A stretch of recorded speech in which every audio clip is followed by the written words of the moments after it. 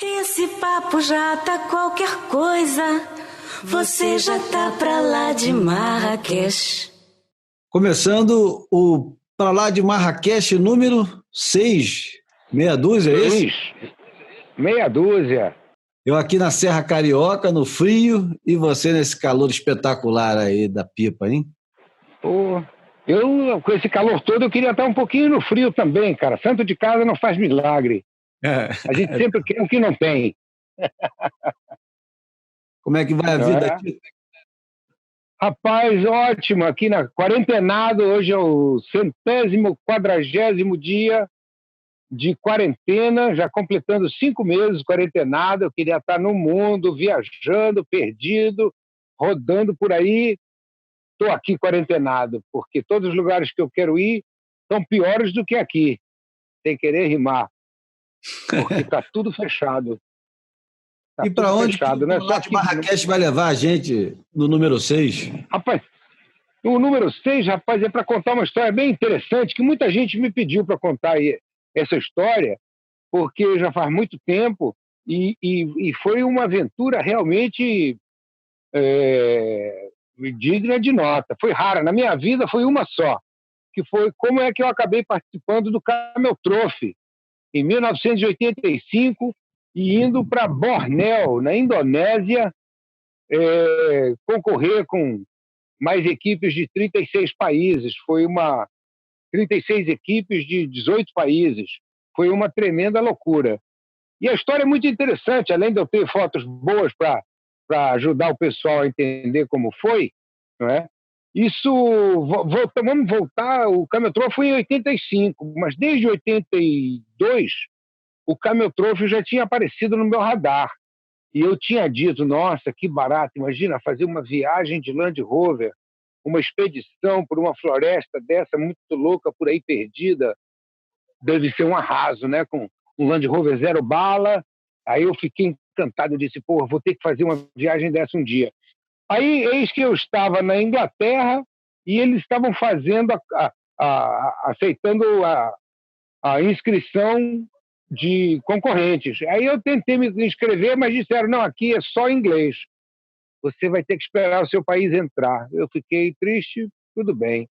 Aí o ano seguinte, 83, eu estava na Alemanha e eles estavam aceitando inscrições na rua, um carrão lá, um evento e tal. Eu fui me inscrever e disseram, não, você tem que esperar o seu país. Eu disse, pô, meu país nunca vai entrar, rapaz. O Brasil entrar no Camel Trophy é muito difícil. Mas eis que em 85, 2 anos depois, o Camel Trophy veio para o Brasil, rapaz. Eu falei, nossa, chegou a hora de eu me inscrever. Não sei como, mas eu vou me inscrever, né, cara? Eu já não era mais gatão, eu estava com 38 anos de idade, que era uma idade alta para o Camel Trophy, né? Nessa época eu morava em Búzios e tinha um bar. E ficava na night até de manhã, num bar. Ou seja, eu estava mais fora de forma do que... Não dá para entender. E eu disse, mas eu vou, pô, não custa nada, né? Já que é de graça, tem injeção na testa. E aí eu mandei. Mas como é que era de graça, uma Tito? ficha. Explica esse negócio de Isso graça. era um evento. O Camel Trophy é um evento que era organizado pelos cigarros Camel. E o cigarro Camel, o que fazia? Ele bancava um monte de gente que bancava tudo. E ele entrou de parceria com a Land Rover. A Land Rover fornecia os carros e eles forneciam toda a infraestrutura para produzir o evento. E a Camel, né? Tudo isso era para fazer propaganda de cigarro, que naquela época era permitido. Então, eles gastavam essa grana para fazer publicidade. E selecionavam pessoas do mundo inteiro, entende? Que quisessem participar. Tudo que você tinha que fazer é ter carteira de motorista e falar inglês. E, evidentemente, ter algum currículo, que eles pediam para você mostrar qual era o seu currículo. Bom, aí eu descobri esse formulário dentro de revistas. Acho que foi uma Playboy ou uma Quatro Rodas. Vi um formulário. Preencha aqui e concorra a participar do Camel Trophy. Por isso é que eu falei, de graça tem injeção na testa. Vou entrar, vou mandar, não custa nada. Estou meio fora de forma, mas eu vou mandar. E aí eu fiz isso, eu preenchi o formulário e enviei para lá. Aí, eis que um belo dia, 2 meses depois, eu recebo um telefonema da fabricante do cigarro Camel, no Rio de Janeiro, me convidando para uma entrevista. Eu disse, poxa, cara, que incrível, que sorte, né? Eu disse, na vida, a sorte é mais importante do que a força e a riqueza. Sorte conta muito. E aí eu fui para o Rio, né, para fazer essa entrevista. E cheguei lá, fui entrevistado, o cara pede prova, né, porque você tem que dizer o que você fez na vida. Aí o cara perguntou, mas me prove que você já esteve no Saara, me prove que você já andou de Land Rover, me prove que você sabe dirigir, provas fotográficas, né? Aí eu fui e fiz isso, né? Eu peguei e acabei levando o material comigo, mostrei e senti que o cara gostou de mim. Eu disse, bom, quem sabe, um escritório na Praia de Botafogo. Aí o que aconteceu? Antes de ir embora ele me falou, pô, mas você já está com sorte, porque dos 21 mil inscritos, nós só separamos 200 para serem entrevistados em diferentes estados do Brasil. Eu falei, caramba, já estou com sorte, né? Selecionaram 200 de 20 mil, 21 mil, foi uma sorte grande. E aí, assim foi. Fui para casa esperando para saber. Eles iam selecionar 40 e levar para fazer um teste numa fazenda, que eu nem sabia onde era. Aí um dia me telefonam dizendo, olha, você está selecionado e você terá que ir, nós vamos para Valinhos, que é uma cidade perto de São Paulo, e lá nós vamos ter uns jipes, Willys, à disposição para vocês fazerem todos os testes para ver se vocês dirigem bem. Vamos nessa. Vim para o Rio, aí fomos todos para... Encontrei já outras pessoas, tinham mais uns 8 ou 9 do Rio, mais uns 30 e pouco de outros estados. Nos encontramos em São Paulo, fomos todos para Valinhos, vimos lá, tinham 5 jipes Willys, meio chumbrega, né? Porque já eram carros velhinhos, não eram carros novos, nem eram Land Rover, né? Mas era o que a gente ia ter para fazer o teste. E foi isso que fizemos. Aí começaram a fazer as provas de velocidade, tirar o carro da lama, atravessar a água, provas de esforço, que eu fracassei, porque eu estava totalmente fora de forma. E eu descobri que eu era o mais velho, com 38 anos, eu era o mais velho do grupo. Todo mundo tinha 25, 24, 27, 30, e todo mundo esportista. Pessoal que jogava tênis, corria de bicicleta, o cacete, e eu, dono de bar, estava mais para pinguço do que para atleta, né? Mas, vamos lá. E no decorrer do teste, eu conheci várias pessoas, inclusive conheci o Carlos Probst, que se tornou um grande amigo meu até hoje, que acabou que nós fomos selecionados com mais outras 4 pessoas, éramos 6, para ir para a pista de testes da Land Rover na Inglaterra, e na pista de teste da Land Rover, desses 6, 4 iriam compor 2 equipes brasileiras, de 2 cada um, piloto e copiloto, que se revezavam. Aí os 2 eram pilotos, os 2 eram copilotos. E eram 2 equipes. Então, fui para a Inglaterra. Eu tenho a impressão que eu tive um pouco de sorte, porque eu já conhecia muito Land Rover, já tinha viajado pelo Saara de Land Rover, já estava no meu segundo Land Rover, conhecia bem, então me adaptei bem ao carro. E acabei sendo selecionado, junto com o Carlos Probst e mais um rapaz do Paraná e outro de São Paulo, o Casertani e o Osmar, do Paraná. Os 2, um era bombeiro, capitão do Corpo de Bombeiros, então tinha alto resgate, os cambal, e o Osmar era um engenheiro florestal que vivia nas matas, com árvores, o cara era lenhador, o cara era bom demais. E o Carlão, que não era um grande esportista, mas era um grande praça. E na hora de fazer a seleção, nos colocaram, o Carlos e eu, formando uma equipe que iríamos a Bornéu. E o paranaense e o paulista iam no outro carro. E assim foi feito.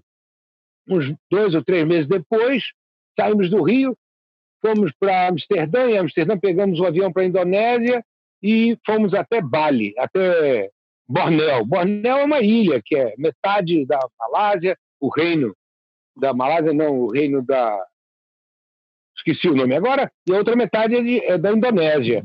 Então, chegamos lá em Balikpapan, que é a capital de Bornéu, e estava lá incrível, aquele monte de carros, 0 quilômetros, todos equipados, cada um com o nominho do piloto, dos pilotos, né, com o nominho escrito dos lados e tal, maior barato. Nós tínhamos uma certeza triste de que não íamos ganhar, porque, primeiro, eu não sou um bom concorrente, eu não gosto muito de competir, não tenho esse espírito de competição. Eu queria era participar da aventura, que para mim era o mais importante, era participar dessa aventura, né?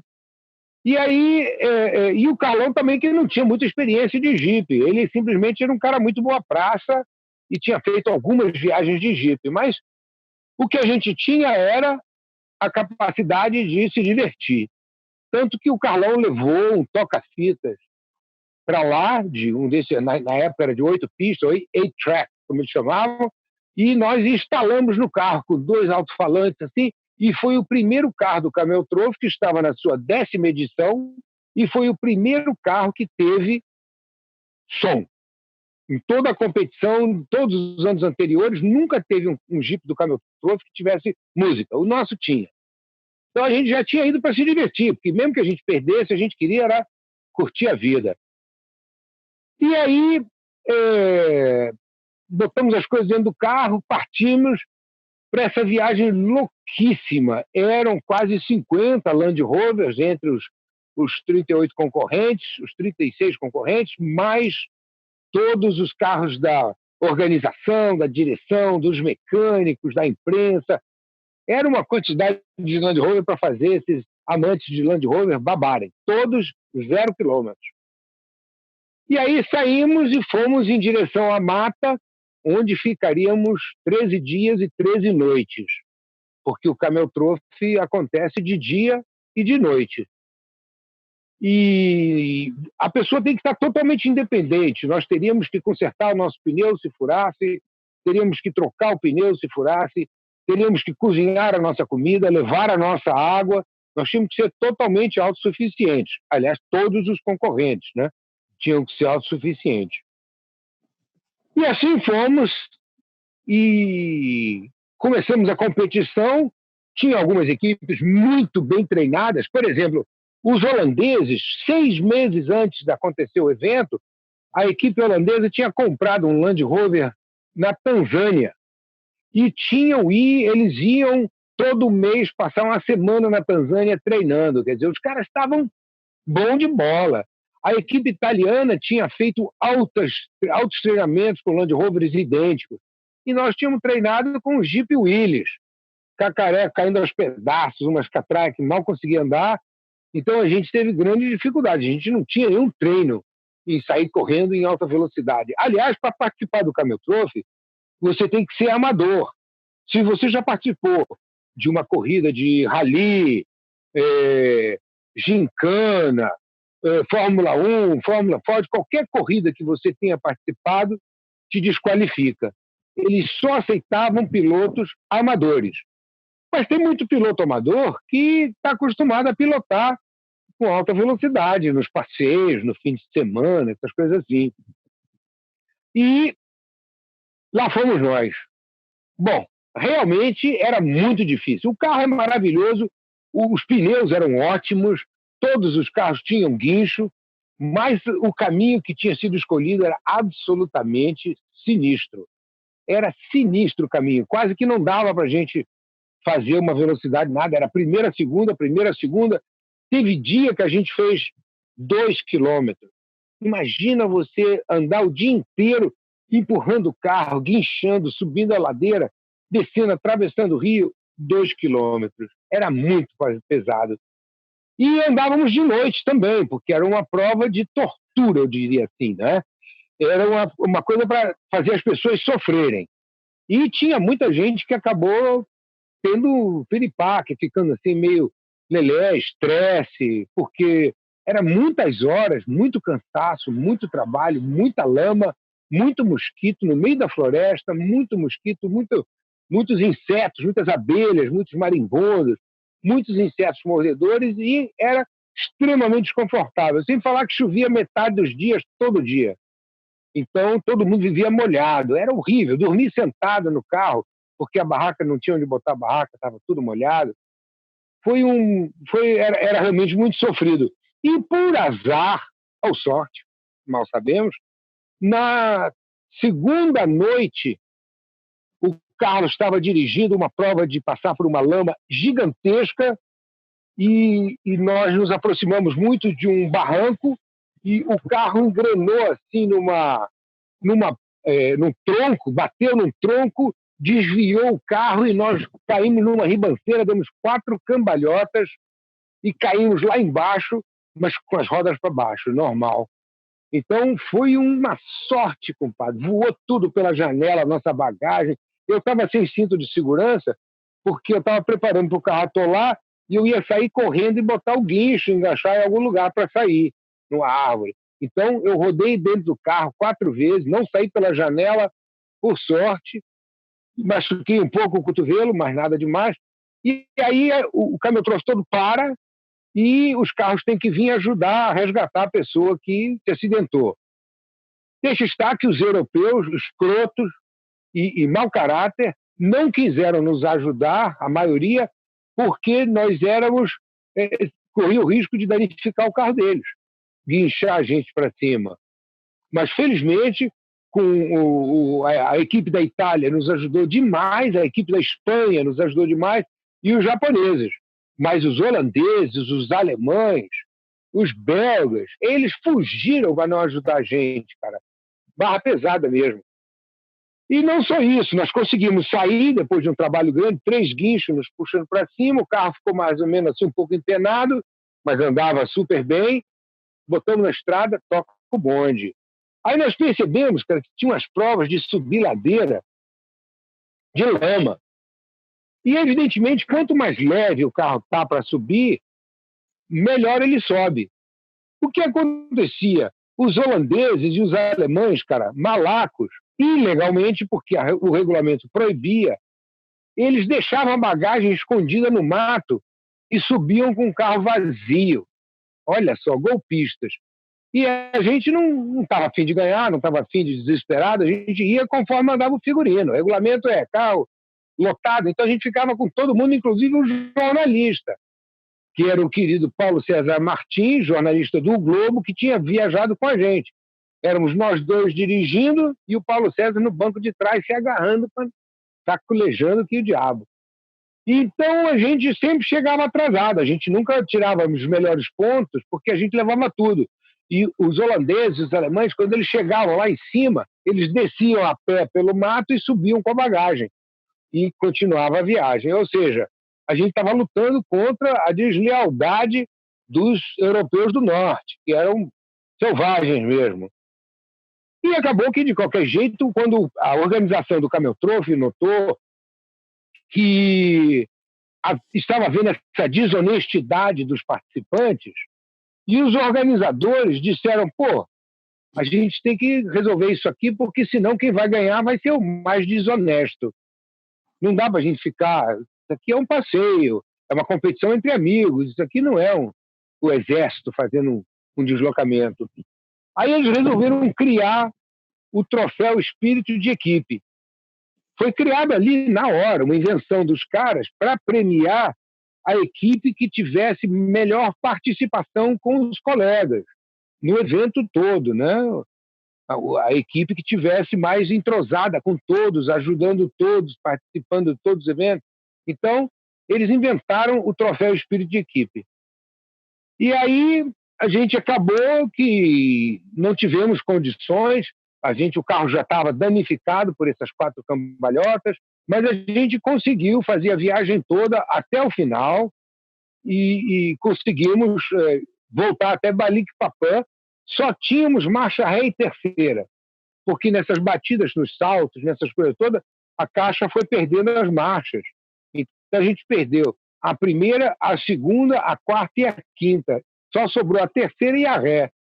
Então a gente teve que viajar, sem falar que 2 carros que não andavam mais tiveram que ser abandonados no meio do caminho, e os pilotos foram resgatados de helicóptero, e tivemos que atravessar uma hora que tinha um rio muito cheio mesmo, choveu demais naquela época, não estava previsto, e nós tivemos que atravessar esse rio cheio, tem fotos maravilhosas, e nós fomos a primeira equipe que atravessou, graças a uma ideia genial do Carlos Probst, que foi tapar todas as entradas do motor, tipo o tubinho onde entrava o medidor de óleo, tapar esses furinhos com um chiclete. Então, ele fechou esses furinhos para não entrarem no motor, e o carro tinha snorkel, que era alto, diesel pode ficar dentro d'água, e nós conseguimos ser os primeiros a atravessar essa passagem de água, esse rio larguíssimo, complicadíssimo, onde a metade dos carros ficou atolada e teve que ser resgatada. A outra equipe brasileira também passou super bem, e tem umas imagens maravilhosas deles passando com a água, entrando. A água ficava na metade do volante. A gente teve que abrir as portas, porque se o carro ficasse porta fechada, ele flutuava e não tinha tração no fundo. Então, para passar na água muito alta, você abre as portas e deixa a água entrar. Quando a água entra, o carro afunda. Afundando, ele toca no chão e anda, dá tração. Então, nós conseguimos atravessar, a outra equipe brasileira também atravessou, e, por sorte, estava com um cinegrafista do Camel Trophy, que fez umas imagens lindas do carro andando com a água no meio do volante, saindo pela janela, entrando e saindo pela janela. Imagina quanta água. Do outro lado, a gente parou e teve que limpar os carros, secar, consertar os motores que tinha entrado água, que dá calço mecânico, então tiveram que tirar a água de dentro dos motores dos carros que pararam. Nós não, a gente tinha passado. E continuamos a viagem até uma hora que encontramos um rio que não dava mesmo para passar, porque encheu demais. E aí eles resolveram contratar um helicóptero gigantesco, um Sikorsky gigantesco, que trabalhava nas plataformas de petróleo, e o helicóptero veio com uma rede gigantesca de levar material de petróleo, de perfuração, e teve que levantar os carros e transportar até o outro lado do rio. Foi uma operação incrível, porque o helicóptero não tinha capacidade, nós estávamos a bastante altitude, creio que uns 900 metros, e o helicóptero não tinha potência para levantar o carro completo. Então a gente teve que tirar o guincho, tirar pneu step, tirar o capô dos carros, tirar as portas dos carros, e os carros foram transportados praticamente secos, sem banco, porque assim ficava mais leve, eram os 110 da equipe, né, da produção. Nós viajamos com o noventinha, que é o duas portas pequeno. Então, mas foi um trabalho, imagina você pegar aquela coisa de 50 carros, são 150 portas que tem que tirar, são 50 guinchos, as baterias tiveram que ser tiradas, o carro tinha 2 baterias, então tirar as baterias de todos os carros, foi um trabalho, cara, enorme, mas conseguimos fazer. O helicóptero levou as baterias, depois levou as portas, montamos o carro, terminou o Camel Trophy, e o vencedor foi a equipe alemã, que, além de pilotar muito bem, tinha feito lá suas mutretas, não tinha ajudado ninguém egoisticamente, preservou seu carro e tinha subido as ladeiras todas de lama sem bagagem, como os holandeses. Nós tiramos, lá sei eu, dos 36 carros, acho que a gente tirou 32 ou 33, porque 3 carros tinham ficado para trás, nós éramos certamente dos últimos. Mas, quando acabou o Camel Trophy, no hotel vem que existe a eleição para o troféu Espírito de Equipe. Esse troféu ele era escolhido numa votação entre os participantes e a produção, os organizadores.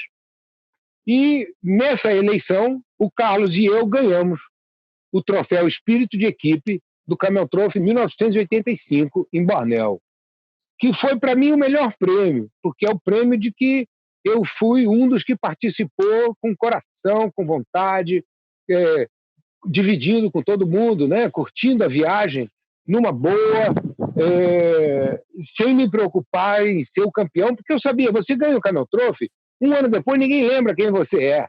Então, para que ser campeão, cara? Qual é a vantagem em você ser o campeão? Eu ganhei o Camel Trophy. E aí, o que você faz com isso, cara? Vai ganhar alguma coisa? Sua vida vai ser melhor? Tem que se divertir, cara. As pessoas passaram 2 semanas sofrendo horrivelmente para competir, estresse, tensão, e nós passamos 2 semanas nos divertindo, tentando, né? Porque, eu chorei várias vezes, o Carlos chorou. A gente passou por altas dificuldades de sofrimento, de inseto, de desconforto, dormir mal, 1, 2 horas por dia.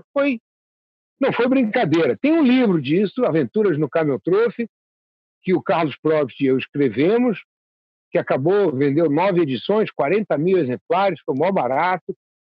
E o Carlos chegou até a fazer um vídeo sobre isso, que quem procurar no YouTube vai encontrar algumas coisas sobre o Camel Trophy de Bornéu. E foi o maior barato ganhar o troféu Espírito de Equipe, porque realmente me fez um bem à cabeça maravilhoso, cara. Eu me senti, assim, super legal mesmo. Foi genial, foi ótimo. E aí voltamos para o Brasil, escrevemos esse livro, que vendeu para caceta, mas agora está fora de impressão. Então, se alguém estiver interessado, eu ainda tenho lá uns 4 ou 5 livros aqui em casa, mas não tem muitos mais. Eu dividi com o Cláudio, com o Carlos Probst, e eu gostaria até de fazer um e-book para botar na internet para a maioria das pessoas. Porque o e-book hoje em dia é uma solução barata e eficaz. Um dia desses eu acho que eu consigo. De qualquer jeito, o Camel Trophy foi uma aventura que é inesquecível. Você só pode participar uma vez na vida. Você não compra, você tem que ser escolhido. E foi uma alegria imensa, depois de ter tentado 2 anos seguidos participar, e no terceiro conseguir participar. Qual é a premiação, Tio? Nenhuma, 0. Não ganhava nem um Land Rover? Não ganhava nada. Você tinha direito a comprar o Land Rover a preço de custo. Mas quem é que queria comprar um Land Rover daqueles, cara? O nosso tinha empenado. Você botava uma linha assim do para-choque, o para-choque da frente ao de trás, e você via que o carro tinha curvado. Ele empenou o chassi. Todos os carros estavam destruídos. Você vê nas fotos que os carros saltavam, capotavam. O nosso deu 4 cambalhotas, o teto empenou, a caixa de transmissão, a caixa de marcha, também perdia as marchas, tinha quebrado coisa. Então, você vai comprar um carro acabado? Ninguém quis. Para dizer a verdade, eles ofereceram os carros a preço de custo para quem quisesse e ninguém comprou. Ninguém comprou. Parece brincadeira, mas é verdade. Então, esse foi o Camel Trophy. Você ganha uma plaquinha desse tamanho assim, você participou do Camel Trophy, e quem ganha o troféu lá, ou quem ganha quem é o campeão das provas todas, ganha uma placa, e quem faz o troféu Espírito de Equipe ganha uma placa igualzinha. Então, valeu, porque foi uma tremenda aventura, uma das coisas mais incríveis que eu já fiz na minha vida. Conheci muitas pessoas interessantes que continuam minhas amigas até hoje, como o pessoal da Bélgica, como o Carlos Probst, que se tornou mais do que amigo, se tornou um irmão, que hoje mora em Manaus, e essas pessoas passaram a fazer parte da minha vida. Camel Trophy é uma experiência, pena que acabou. E acabou porque, com a proibição de anúncio de cigarro, em todas as televisões do mundo inteiro, a Camel, fabricante do cigarro, não pôde mais fazer anúncio. E o Camel Trophy, mais do que uma competição, era um grande anúncio, era um grande comercial do cigarro. Entende? Então, vocês ganhavam cachê para fazer? 0, eles conseguiam, em vez de pagar, eu tinha total certeza que o nosso trabalho era um trabalho de modelo. A gente estava lá para ator. Só que ganhava uma experiência inacreditável. Na realidade, nós deveríamos ter sido pagos para fazer essa divulgação, porque você assina um papel autorizando eles a fazerem anúncio com a sua cara antes do evento, né? Você está tão doido que você entrega todos os seus direitos. Mas o nosso carro nunca foi usado em nenhum anúncio por uma coincidência, porque logo que começou, o nosso carro estava escrito Land Rover, tem um adesivo que fica no para-brisa, Land Rover, grande assim. E o que eu fiz? Eu peguei o R do Rover, cortei com uma gilete e transformei num L. Aí ficava Land Lover, que eu achei que era muito mais sexy, muito mais legal. Eu sei que os caras ficaram putos e não usaram o nosso carro para nenhum anúncio, porque a gente tinha descaracterizado o carro para Land Lover. E outra coisa interessante que aconteceu é que a gente comprou comida desidratada para viajar. A gente falou com a Mirklink e perguntou que comida que ele levou para fazer aquela travessia da Namíbia até a Bahia, né? Remando. Aí ele falou que ele tinha comprado a comida de uma empresa do Paraná chamada Nutrimental, que fazia comida liofilizada, quer dizer, desidratada. Aí nós pedimos para eles fazerem uma dieta para 2 semanas. No dia que a gente ia viajar, chegou uma Kombi lotada até o teto de comida, cara. Não dava para a gente levar essa comida toda, senão o carro não andava. Tinha mais espaço do que carro ia ocupar, não tinha como a gente levar. Então a gente acabou deixando metade da comida no Brasil e levou a metade que interessava. Entre elas, várias caixas de limão desidratado em pó. Limão em pó que você adicionava água e ficava limonada para fazer. O que a gente fez? A gente levou algumas garrafas de cachaça também. Em pleno cameltrofe, naquelas noites de chuva, a gente botava o som para tocar, um Eric Clapton, Bob Marley, e pegava as garrafas de cachaça, escondido, porque não podia levar álcool, e misturava com esse limão liofilizado e fazia caipirinha high-tech. E aí os amigos vinham todos, os carros vinham todos com a gente confraternizava. Até os diretores vinham confraternizar com a gente, sabendo que a caipirinha não devia estar lá, mas eles deixavam, porque na realidade eles não se importavam. Está explicado o fair play, hein, tio? Está explicado o fair play. Vocês subornaram os caras, hein? Com caipirinha. E com música. Imagina você ficar 13 noites perdido naquela floresta de Bornéu, cara, e poder ouvir um Bob Marley, sabe, no meio da night. A gente se divertia muito.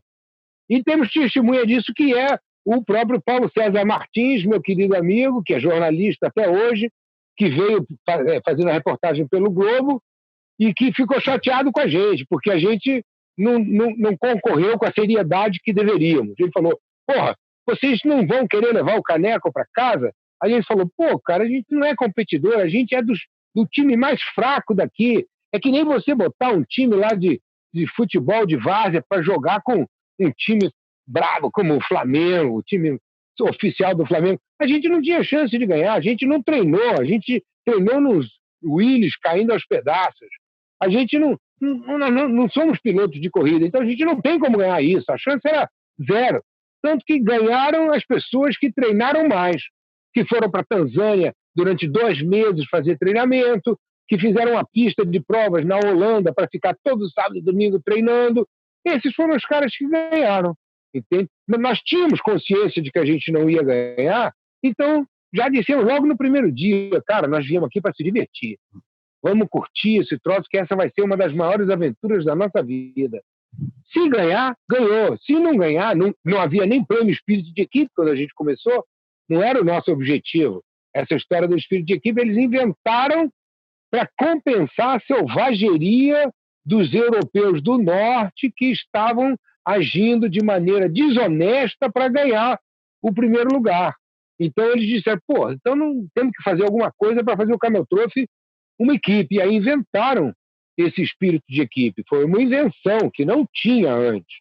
Foi o primeiro ano que teve o troféu espírito de equipe. Foi o 10º Camel Trophy, mas foi o primeiro ano. Foi o ano em que o Camel Trophy virou guerra. Todo mundo querendo ganhar, um monte de idiota, um monte de machão querendo tirar o primeiro lugar. E a gente, o Carlos e eu, querendo se divertir. Nosso objetivo foi, vamos nos divertir. Imagina que experiência incrível, cara. Um Land Rover 0 km para a gente destruir nas florestas de Bornéu. Foi maravilhoso. Uma pergunta... Várias, pode fazer várias. Qual é a diferença entre o Camel Trophy e o Paris-Dakar? A diferença é que o Paris-Dakar é uma competição de velocidade, basicamente. Eu me lembro que há uns anos atrás eu encontrei com a Amir Klink em São Paulo e ele me falou alguma coisa assim como eu estou indo, me convidaram para participar do Paris-Dakar e você acha que é legal? Eu falei para ele, o Paris-Dakar é uma excelente oportunidade de você não conhecer a África, porque você vai viajar a 200 por hora, toda noite você para quebrado e dorme, de manhã você acorda e corre a 200 por hora até dormir, então você não vai ver nada, mas é uma emoção fantástica. Eu gostaria de fazer o Paris-Dakar pilotando o apoio, como mecânico, num caminhão, no carro de peças, no carro que leva os mecânicos. Aí sim, mas para ir no Paris-Dakar, correr que nem só para quem é corredor mesmo. O Cameltrophy não, era uma coisa mais devagar, era uma prova técnica, andar na lama, subir uma ladeira. Então tinham as provas, elas eram todas assim, de repente tinha uma ladeira de 1 quilômetro de lama, quase que não dava para subir a pé. E aí eles diziam, quem é que sobe lá em quanto tempo? Aí subia meia hora, com guincho, né? Vai se puxando. Aí o outro conseguia fazer a metade no motor e metade no guincho, 25 minutos. Então, era um horror. A gente ficava 5 horas parado para subir todo mundo. Imagina, 36 carros para subir, 36 equipes. Demorava, cada uma leva 2 horas para subir, outra leva 3 horas, outra capota. Então era um trabalho, cara, era um sacrifício monstruoso mesmo. Então, o Paris-Dakar é alta velocidade, alta técnica, e o Cameltrophy era esforço, sacrifício, lama, lentidão. Enquanto o cara faz 200 km por hora no Paris-Dakar, a gente fazia 2 km num dia.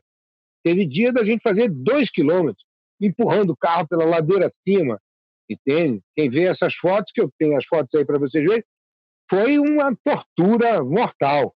E Bornéu essa é a grande diferença. Bornéu tem animais selvagens, né? Você falou de insetos, animais fugiam dos carros, né? Vocês não encontraram nenhum, né? Rapaz, a área é o seguinte, Bornéu, vamos falar agora de meio ambiente. Bornéu é uma das áreas mais devastadas pelos madeireiros chineses. Os chineses corromperam os indonésios para destruir as florestas de Bornéu.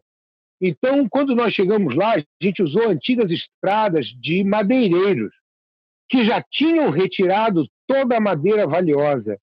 Então, o que tinha era uma devastação. Não era uma floresta em bom estado. Era uma floresta que já tinha sido devastada, a maior parte da madeira de qualidade tinha sido retirada, o que sobrou é madeira sem valor.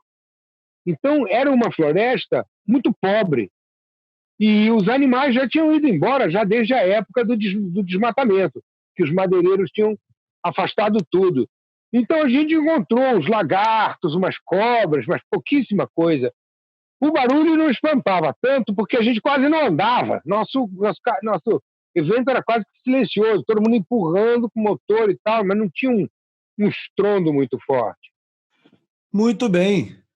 Foi um belo retorno do Pra Lá de Marrakech. Esse foi bem Pra Lá de Marrakech, né? Esse foi na Indonésia, em Bornéu, na Indonésia. Então, é um grande prazer. Eu adoro fazer esses Pra Lá de Marrakech, fico feliz.